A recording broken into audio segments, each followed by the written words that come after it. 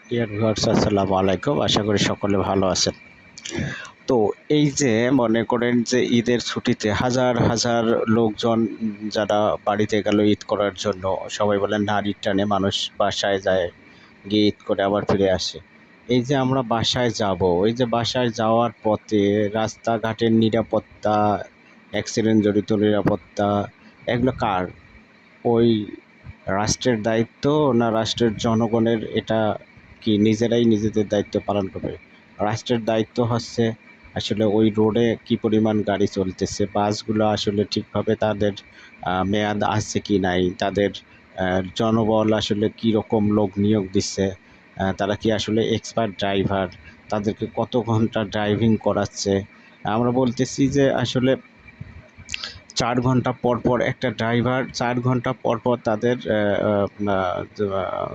Duty শেষ করবে। ৪ ঘন্টা পর আ আবার নতুন লোক আসবে, আবার ৪ ঘন্টা ড্রাইভিং করে নিয়ে যাবে। এভাবে ড্রাইভ করলে দেখা যায় যে একই তো দুর্ঘটনা কমে যাবে। দ্বিতীয়ত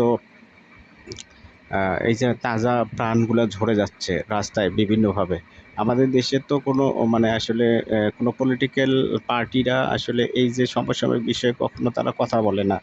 হাজার হাজার প্রাণ ঝরে যাচ্ছে, লোকজনের তাজা প্রাণ দিচ্ছে। এদেরকে আসলে ক্ষতিপূরণ হিসাবে আ আ মানে তাদেরকে কিছু দেওয়া, রাষ্ট্র থেকে তারা যে ক্ষতিপূরণ পাওয়ার অধিকার রাখে, এইগুলো নিয়ে কোনো পলিটিক্যাল দল কথা বলে না। আপনার একটা নাগরিক যখন ঈদের ছুটিতে বাসায় যাবে বা কোনো কারণে রাস্তা চলাফেরা, তারা যদি রাস্তায় জীবন দিয়ে দেয় বা রোড অ্যাক্সিডেন্টে মারা যায়, এটা কার?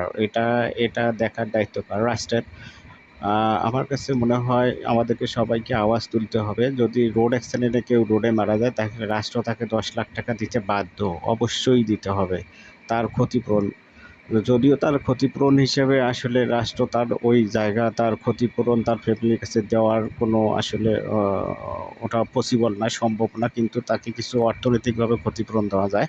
রাষ্ট্র তাকে যদি ১০,০০,০০০ টাকা দেয়, তাহলে ওই ফ্যামিলির যে ক্রাইসিস মোমেন্টটা যাবে, যে তার আ কর্মজীবী একজন লোক, সে যদি হুট করে রোড অ্যাক্সিডেন্টে মারা যায়, তাহলে তার ফ্যামিলিটা পঙ্গু হয়ে যায়।